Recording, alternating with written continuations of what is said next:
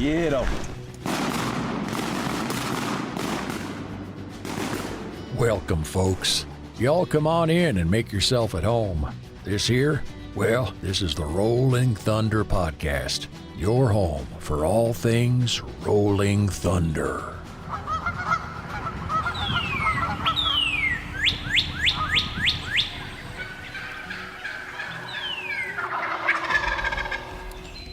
Welcome to another episode of the Rolling Thunder Podcast. I'm joined by three gentlemen I think like to eat barbecue as much or more than I do.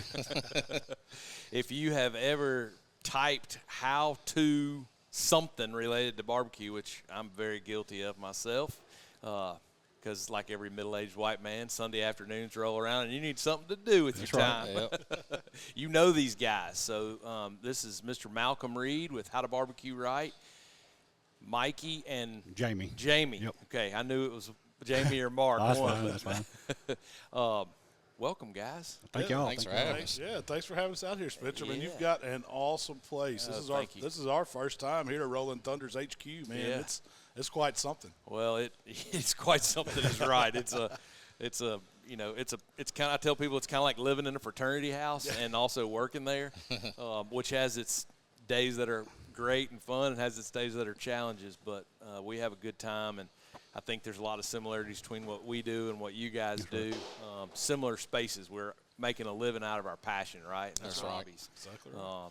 So for those listening, the How to Barbecue Right guys, I think I've got all your brands right, but these guys have donated their time to cook for everybody tonight. We've got our big golf scramble dinner, and we're going to feed a whole army of folks tonight, I think, and have a good time. So you guys have burned the midnight oil, got the pig ready. To be 100% honest, we didn't. We got the hog set, got it on the Outlaw, and we went to bed. Well, but y'all slept on the parking lot. That's you right. Have to tell people that you had air bad. conditioning. That's normal. Yeah, that's pretty much a weekend thing. Yeah. No, we brought a big hog, and hopefully everybody's going to enjoy it, man. I think that one was, what did it weigh, about 160? Yeah, I think 150, around 150. Big hog. I've served enough food around here that's below par and definitely below y'all's level to know that people are going to be real happy tonight. We're going to wait.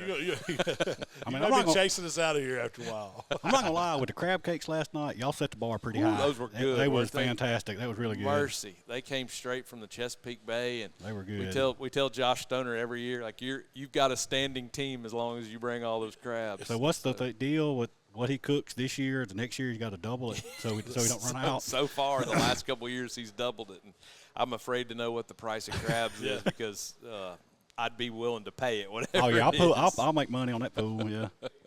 Well, tell me just a little bit about you guys and what is How to Barbecue Right and kind of everything you guys got going. So we all kind of got started in competition barbecue, or at least I did a long time ago. It was back in, I guess, the early 2000s. I'd had some buddies that their dad had a barbecue team, and he kind of brought us in, asked us if we were interested in learning. And, of course, it was an excuse to drink beer and hang out, man. It was right down my alley. So we started cooking and really enjoying it, and I ended up – me and my brother kind of took the Killer Hogs team and took it to another level. Like, we really got serious about doing competition. So we traveled around, and, if there was a rib contest, we were going to pack the truck and go to it. And so that's kind of – cut my teeth doing that. Well, I met my wife, and she was like, man, all you do is spend your time talking about barbecue, doing barbecue. You got to do something with this. And I was like, nobody wants to, watch a guy. Because back then, barbecue was real secret. You didn't give out, all those tips and tricks that you were winning these trophies with, or people didn't want to give out those family recipes. Well, I kind of flipped the script on. I said, man, I'm just going to, share everything I know about barbecue because I was learning, and I'm still learning. Yeah. I don't think you feel like you learned it all.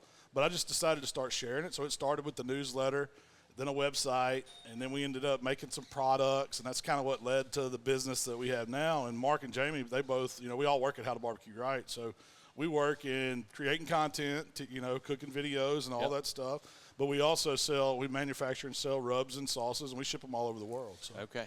And you have a storefront? We do have a small store, nothing like this. I mean, but we've got a small storefront, in Hernando, just kind of like for community support. Okay. We wanted people to have a place where they could come in. Yep. And, I mean, yeah, of course, we'd like them to buy some barbecue supplies, but really it's just a way to come and, just a place to hang out for guys and come in and talk shop about barbecue. We have events there, and, Yep. we do other things. So we do a lot of community stuff with our store. Very cool. How long ago did this start for you? Or let me just back up. Is this a full-time job for y'all? Yeah, it's our full-time job. Yep. Yeah. Wow. Yeah, we do this I mean, it's not job. Well, Sometimes. When you got a passion for something you love doing, it's like. Let me ask you another way. You get a W-2 and have a Yeah, small that's start right. a company. Yeah, we That's definitely what I'm have to pay asking. taxes. So we hadn't figured out a workaround on that part yet. But I mean, this is an occupation for you guys. Yes, Obviously, yes, it's a yeah, passion. yeah, it is, and that's. I mean, we love it. We love helping out. That's why when we were approached by Rolling Thunder to ask us about coming helping that Carl Perkins Foundation, and I found out what it was all about. And for the kids, I went gun ho, like sign us up, man. We'll come help you do whatever we can. So Well, we appreciate that. And in our world, we get asked. I'm sure y'all are the same way. You get asked.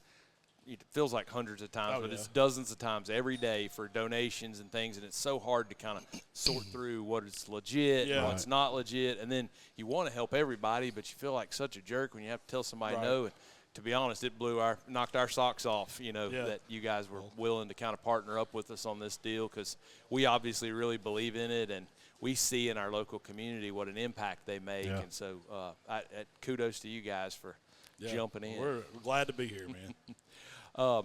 Okay, so it started with HowtoBBQright and kind of the newsletter you said, and when did YouTube come along? And, I mean, at what point? So give me the give me the story. I'm sure you were doing something before the newsletter. Well, yeah. So I was in commercial construction. I ran an architect station where I was drawing buildings and all that stuff, and that was kind of what I went to school for.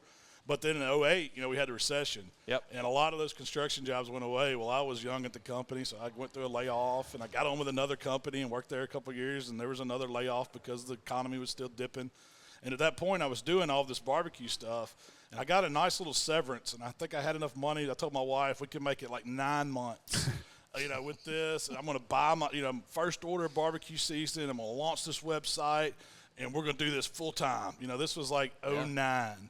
And back then, that was before YouTube. Like, I got my notification the other day. This is my 15th year anniversary on YouTube. Wow. So that's when that started 15 years ago. But, at first it was just – you didn't really have – social media wasn't a big thing back then. I mean, Facebook was brand new. We started out with MySpace. I was going to say chat rooms were bigger. Yeah, that's right. That's where you saw – so you had some forums and you had some stuff like that, but you didn't have anybody – really doing detailed recipes on how to cook stuff. Well, we got the opportunity to start making some videos with the company we were working at because they wanted some footage of what we were doing at a contest. And once they sent me a camera for that, it was like one of those little cheap flip cameras. But the files were so big, I couldn't send it to them. It was like, I recorded all this stuff. How do we get it to you without just physically mailing you the camera and letting you take it off? Because it didn't have like a card. There wasn't SD cards back then. And my wife found YouTube. She'd been doing some work and with another company, and they were doing some videos. She said, we can put these videos on YouTube and share them, and then all it is a link that doesn't take up any bandwidth. We can email that. And so we created the HowtoBBQright channel on YouTube. And from there, it just blew up. I mean, I started using that same camera, and my wife would just record whatever I was cooking at home. And it's always been in my kitchen, in my backyard, and that's just how people got to know us. That's wild. And we're just doing barbecue videos, and it just kind of snowballed from there. And then Facebook and Twitter and TikTok and all these other channels come out, and we just challenged ourselves to stay relevant on them. Yep. And we started building this following, and the following is kind of what drives everything, man. People, it's amazing when you go places and people say they've watched, I learned to cook a Boston butt from you, or I learned to cook ribs, or my family thinks I'm the best barbecue guy. And that's really humbling because I never set out to do that. I just wanted to share what I was learning. Yeah, that's incredible. So how did you guys get to be involved, Mikey and Mark, with man, everybody. I'm sorry. I get called it all the time. It's okay. Mark will get a big head over it. Well, if I open my mouth, I'm going to say it wrong. So I'm going to call you the opposite name of what you are until – Me and Mark started as a friend of Mark's and Mikey's and mine got killed in a motorcycle wreck. We done a benefit cook, and we kind of just they kind of set the fire to cooking, and Mark's always been real passionate about cooking.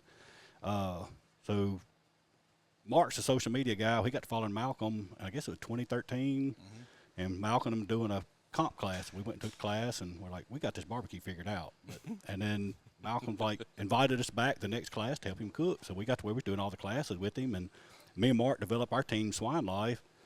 And I guess it was 2017. Malcolm and him offered me a job, and I didn't even have an email address. I had no idea nothing about a computer. I still barely do an email, and so I started working full time for them in 2017, handling their wholesale accounts. That's what me and Mark both do, and it's just kind of Malcolm and Shell are there. You couldn't ask for a better company, a better group of people to work with, and that's awesome. Like I say, they take care of us, and we do got it spoiled pretty bad some days. That's awesome. Well, so you said wholesale. Give me some of your best customers. Wholesale is a buzzword around here. Man, that's half our business. we got a ton. Like Shields is a big company that buys a lot of stuff from us. I can't even begin to name all the places. We probably got Walmart, Kroger, Academy. Okay.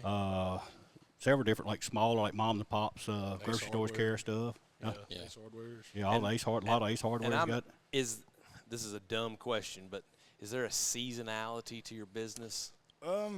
Somewhat. Sometimes. So we get a lull in January after the holidays. Okay. And then we usually get a lull in July and August because Gets so hot. What we found, people start taking those vacations towards the end of that. Everybody's cooking right now. Like now it's booming. This is big time barbecue time.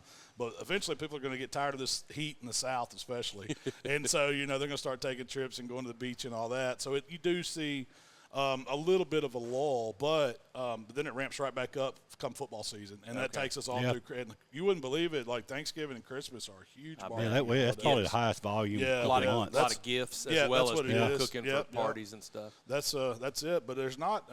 It's enough lull for us not to get burnt out. Yeah, because we need those breaks in January. But luckily, that's like the last of hunting season. We've got the ducks in, we're finishing up deer season, and then we're getting ready to go to turkey season. So we don't mind that little lull right in there. The seasonality is the hardest thing in our business because we get no gap between duck season and turkey season. It's like the day duck season ends, we start packing the trailer for NWTF, and then it's turkey season until right now. Yep. This is our slow time. And every year about this time, we have to make sure that we still have a pulse because our business goes so dead, and then it'll be in a month or so, it'll be like, hey, everybody's kind of coming back from vacation and they're happy to start thinking about the fall again. But that's interesting to hear that there is a little bit of seasonality in it, and I'm sure that those short breaks really help kind of keep you fresh. Yeah. I know for us, this time of year, while it's slow and it's always hard financially, it's very welcomed because the schedules are a little different. That's right. So tell me just a little bit, Mikey, about your role. So I'm the director of operations over HowtoBBQright and our Buck Junkies part of the business. And I got started with Malcolm back. I was actually the utility and public works director for the city where Malcolm's shop is. Okay. And I just started hanging around with him at the shop and stuff like that, and he got tired of me hanging around and started paying me. So, I don't know if it was pay to keep or keep you I away. put a lot of grills together and swept a lot of floors before I got paid. You would run the shop and we were doing stuff like this on the side. But anyways, I was competing, and I guess he got tired of watching me burn up enough stuff. He took me under his wing. So, but I started working for him. So I am the director of operations. So I handle all of the personnel inside of the business mostly. Okay. Any of the production of products and things like that, shipping, any of the logistics and things like that. I don't handle all that personally. I do have people that help me do that. Yeah. And vendor relations, that's a big one. That's all right. Vendor relations. We do have a really good team that work for us. We got vendor relations in the wholesale world is a whole department job. Every company has a different set of forms and different portal and platform and I've talked to you long enough today to know that you probably don't know the login to every portal. No. You're going to shake hands and make the deal and hand that piece of paper to somebody. That's an old school way. So Jamie's so he came in back before we had any really, really big distribution. And we'd started out with a lot of these brick and mortar mom and pop type stores. And so Jamie kind of took that whole department over. And we probably have well over 1,000 of those mom and pops that we sell to, and so it's a lot for you to keep up with. But a lot of them run that same way. It's still old POs and that's the ones I like. You know, it's not. Yeah, you don't have to deal with those systems. But even I don't know how to do all those. My systems. favorite one of those type of accounts in our business is Hunter's Haven in Tupelo, Mississippi. Yeah, I know Hunter's Haven. And George Partlow. I mean, I don't ever get an email from them. I get a phone call from Mr. George Spence. I'm about to send you a text message. Do you get text messages? You know, and it'll be his number. It'll be a handwritten like this, and you'll have to. But you know, those are the accounts that got us going. Dang they're close right. to us, and we appreciate all those that business. Absolutely. They're. I hope the big boys aren't listening, but I would much rather do business with them because they pick up the telephone and they answer your questions. It's more personal. Most of the time, you know a face. You know, that's a bit in our industry. You know, I like the face to face and not and just an email. Man, you don't have a contact at some of these companies. You know, nobody you can pick up the phone and call. That's spreadsheet buyers versus relationship that's buyers. That's what we call them. So, well, you mentioned buck junkies. What is that? So a couple of years ago, about 4 years ago, we decided to, all of us hunted and fished, and Malcolm actually had a piece of property that we were all kind of going down there and hunting from time to time, and we all had other property that we hunted. So we were always down at camp sharing stories, and, you know, it was just a release to go down to camp, sit around a campfire, cook something, have stories that everybody was telling and things that we, you know, done over the past. And anyways, we come up with this idea to just start kind of putting that into a video form and doing a podcast about it, just that camp life and, you know, just having fun at camp and old hunting stories and things that happened over the years. And we also do some instructional videos on that. It's like land habitat management. We're really into that, taking care of the land, doing these year-round food plots, learning what we can do to improve habitat, to improve our chances of game.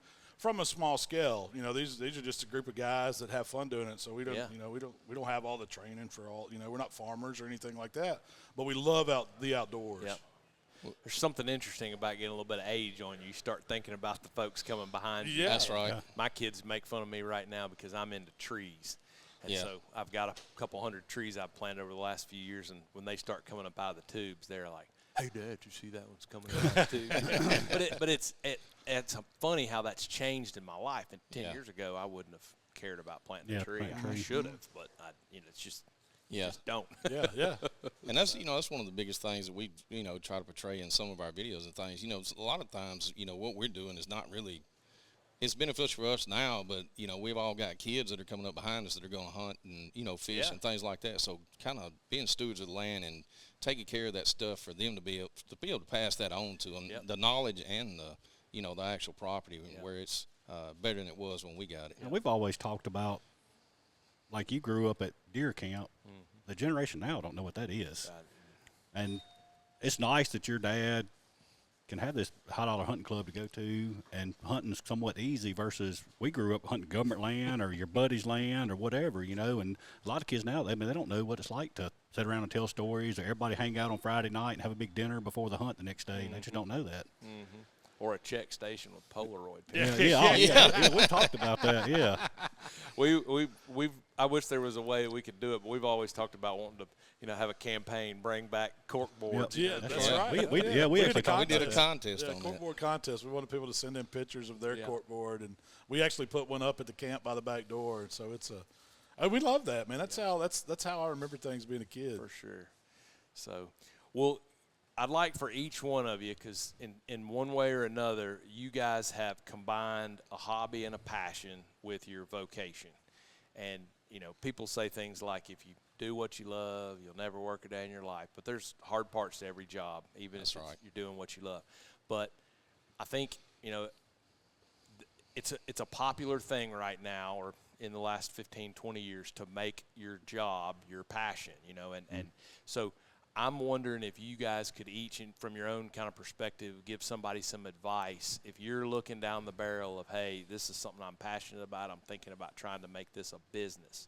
What's your best passion, vocation, business advice you could give somebody? And probably Rochelle said it right, set a goal. I mean, don't – just because it's not going to happen tomorrow. And it might be months, it might be years down the road. Just don't give up. Just keep striving and pushing to it. I mean, it's easy to get sidetracked, but if you don't Malcolm's wife, Rochelle, she's always told, I mean, every year we set a goal to work. If you don't have a goal to work to, you're never going to get anywhere. And to go along with that, mine is just you got to jump in there and do it, man. I never would have done this if I didn't lose a job or hadn't been laid off a job and then had something that I was passionate about to where I just said I went all in. And I think that holds a lot of people back. They're just scared to take that first step that, yeah, you can. Hey, look at me. If I can do it, I promise you can do it. It does take hard work. It's not easy. And it's going to be your life. But when you're passionate about it, it's easy to sit there and have that drive to get up every day and do the same thing over and over. And you might not see those results at first, but they will come, and those goals will be checked off. So I think it's really important just to get out there and get after it. I love it. It takes a lot of dedication and hard work. It's not going to be easy. You know, it may come easy to some people, but I know it didn't come easy to Malcolm and Rochelle. And you know, these just like with the buck junkies thing, it's not been easy. You know, it started slow, but I guess one piece of advice is if you're going to do something that you're passionate about, go for it. Like Malcolm said, just if you're going to do it, you got to do it. But always kind of save something for yourself where you can have that release and get away. Don't try to make a business out of every single. Well, that was going to be my follow-up question. How do you not get burned out? Because I'll be honest, I struggle with that. I mean, I started this business because of how much I love to hunt. And I find myself sometimes like, whew, kind of want to sleep in tomorrow morning. That's right. It happens. I hadn't figured that part out. Well, it's so easy because, like, life is mundane. Yeah. And I don't care what you're doing. If it's something you're highly passionate about, you're going to have days to where you wake up and you just don't feel like doing it that day. But I think if you always, you have that in the back of your head to where you have that drive and you know that what you're doing is something positive, something good, and you're going in the direction you want to go, just keep going, man. And for me, it helps that I have a very supportive wife that's part of the business. I know a lot of people don't. Yeah. Working with your wife is not easy. Yeah. Like, we never have time. We don't have a lot of time alone. I mean, we live together. We wake up together. We work together. We go to bed together. So we're always there. So we do have to schedule breaks. And so and that's another thing, like ours, the seasonal part of ours. No matter what, I take her on a vacation every February. It's after all the deer seasons, and then she's put up with me traveling, being at deer camp, being at, duck camp, whatever. She's all these nights alone in the winter. That's our time to go back, reset, think about those goals. And we come back every year with a list of goals, and we challenge our employees to set a list of goals too. That's awesome. And then we like to go at the end of the year and see where we hit those goals. Yeah. And you would be surprised, but by making a sheet, having something on paper that you're working towards, how much you can get done in a year's time, and you don't even feel like it when you're just like, man, we did that. We hit that milestone. Yeah. We accomplished that. And it's a great feeling to be able to do that year to year. Yeah. I just figured out why you take vacation in February. What's that? Because you've been duck hunting and deer hunting up to that point, and Rochelle's probably done had enough of you doing it. So you carry on this vacation to get brownie points, and then as soon as you get back, turkey hunt. And then as soon as you get back, then turkey season falls right into play. That's pretty good. There's some wisdom there. That's pretty good thinking. Yeah, you can't tell everybody that. Any guy out there listening, plan your family vacation in February. Don't let your wife listen to it. They'll know what you're doing. My daddy said one time the only two things February was good for was selling a duck club and repairing your marriage. That's right. He's like the best duck clubs in the world won't have a duck on them until February. He's like, you're going to sell somebody a duck club, take them there in February. Yeah. You're right. That's the way our Mississippi land is. Yeah. I mean, in a lot of places are that way. Unfortunately, it seems like there's more ducks late now than there ever have been. But, well, that's all excellent advice. Thank you for sharing. My last question for you guys is, what's next for y'all's enterprises? What are your, if whatever part of your goals you can sell, like what's on the horizon? What are you pushing for? I think we're in agreement on pushing the buck junkies deal, getting it to grow and get more knowledge out there to people. Like I said, we're no experts by no means, but that's it. I mean, the barbecue thing, I never say that it's kind of leveled out because it never will. That industry is steadily growing, man. It's great. So the sky's the limit in the barbecue. I mean, we definitely develop new products and keep on, sharing our journey and helping people, learn to cook at home, stuff like that. So that's the primary focus of HowtoBBQright, just continue on to share that knowledge and to be, to help people out and to get to do more philanthropy type stuff where we can give back to people and share what we're doing. Yeah. But with the buck junkies thing, I feel like we're so young in it. Like, I know it's been 3 or 4 years since we've been going, but it still feels like, we don't know, we're still figuring things out. So we're looking forward to launching some products in that industry to go along with deer camp, things like that. And so we've got a lot of good ideas on the horizon. So awesome. It's going to be a lot of fun. Hopefully. We should collaborate on some of that stuff. stuff. Man. Definitely. We've got some shotgun shells coming down the pipe and obviously calls and stuff, but you guys have got some things figured out, and we could probably share some creative juices. Absolutely. We love it. And, and that's another thing, working with networking with people, everybody working as a whole for a goal. I mean, that's all. I mean, I think it helps everybody. There's a ton of competition. I know in your industry there's a ton of competition. In the barbecue, it's crazy. Yeah. But I've got some of the best friends I've ever made in my life. We're like brothers, and it's a big family, and so we always try to help each other and, pass that knowledge along, what you're gaining. Yeah. Well, thank y'all very much. Oh, thank y'all. Appreciate you. It's been a good time. Well, good times just started. That's right. So. I hear the good times. I hear the music. The guys playing tonight are incredible. If you like old country music, I mean, these guys are the lead singer looks like Hank Williams Jr. Really? Yeah, and, I see that. So y'all will get a kick out of that. You may not sleep a whole lot in that trailer on that parking lot tonight. Well, thank you guys. Seriously, thanks for pitching in. I know the Carl Perkins Center appreciates it. We certainly appreciate it, and we've had a good time with y'all so far, and look forward to a lot more fun. Just today, beginning. So. Just beginning. Thank you, Spencer. Yeah, thank you. Well, hey, thanks for listening to another episode of the Rolling Thunder podcast. Looks like the grease is hot, and we've got the last little bit of some wild turkey from this turkey season ready to go in, along with some okra. I done kind of figured out something on this calling business. They don't go hungry neither. They eat about like we eat. Well, we all share that in common, right? We nobody likes skipping meals, so. But eating does bring people together, just like hunting does, and that's one of my favorite things about our place here. And you said something about the storefront, and this storefront's really not a storefront; it's really a gathering place. Yeah, it is. And when we stumbled into this building, it was bigger, I thought, than what we needed. It ended up we've outgrown it so quick already, but in my mind, I wanted this to be a place people could come and hang out, because community is what, just like we were talking about this morning, like there's a lot of rubs out there and there's a lot of different duck calls out there. There's something else that motivates people to get involved in what we're doing, and I appreciate that about what y'all are doing. It's certainly what we're going after, is we're trying to build a community of like-minded people. And so anyways, thank y'all for joining us. Thanks for listening. And if you are listening to this podcast and you didn't come to the Golf Scramble, it'll be the first weekend of June next year. All right. And you should make it out to Somerville. So thanks, guys. Yes, sir. Join the team that is making a real difference. Ducks Unlimited is powered by people like you. With your help, we can continue to raise funds that drive wetlands conservation across the continent. Whether you are out selling event tickets, securing donations, or finding that next sponsor, we have a role for everyone. Sign up today to join your local DU chapter at ducks.org/volunteer or attend your local DU event. Ducks Unlimited, conservation for a continent.